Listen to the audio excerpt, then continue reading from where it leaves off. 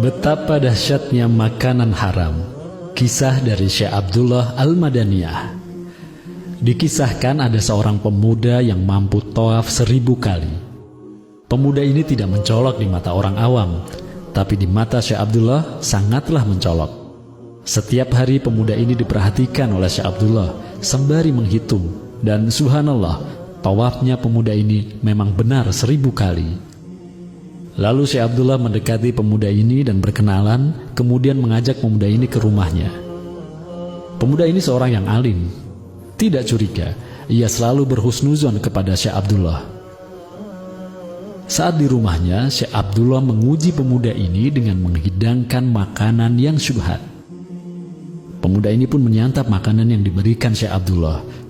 Tapi esok harinya, ketika pemuda ini mencoba tawaf, pemuda ini tidak mampu melakukan tawaf 1000 kali, melainkan hanya 150 kali saja. Syekh Abdullah kembali mengajak pemuda ini ke rumahnya.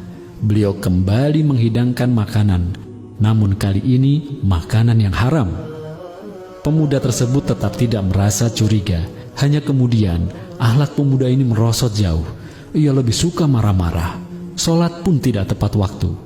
Ketika pemuda ini mencoba tawaf, ia tidak mampu tawaf 1000 kali atau 150 kali.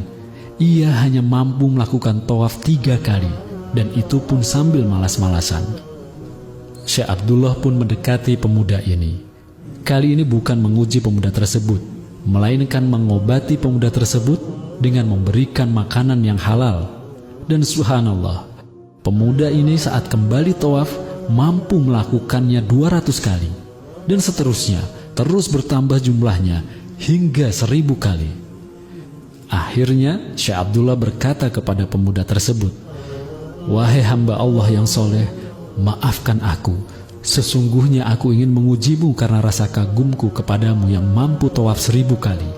Tak disangka pemuda ini ternyata seorang wali. Ia menjawab perkataan Syekh Abdullah yang tersimpan di hati beliau.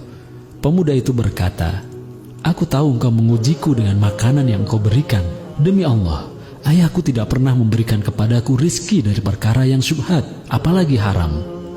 Syekh Abdullah pun tersenyum. "Wahai pemuda, kau bukan orang biasa. Apakah hanya aku yang bisa melihatmu?" Pemuda itu berkata, "Iya, hanya engkau yang bisa melihat tawafku. Karena ketika aku tawaf, waktu seakan-akan berhenti. Orang-orang baru tawaf 1 kali, sedangkan aku sudah melakukannya 100 kali. Allahumma sholli wa sallim wa barik ala sayyidina wa maulana Muhammad wa ala alihi wa sahbihi ajmain." Ingatlah, rizki yang tidak jelas asal-usulnya, yang masuk ke perut atau yang kita pakai, dapat mempengaruhi kualitas ibadah kita. Tubuh kita akan menjadi malas, dan akhlak kita pun dipastikan akan merosot.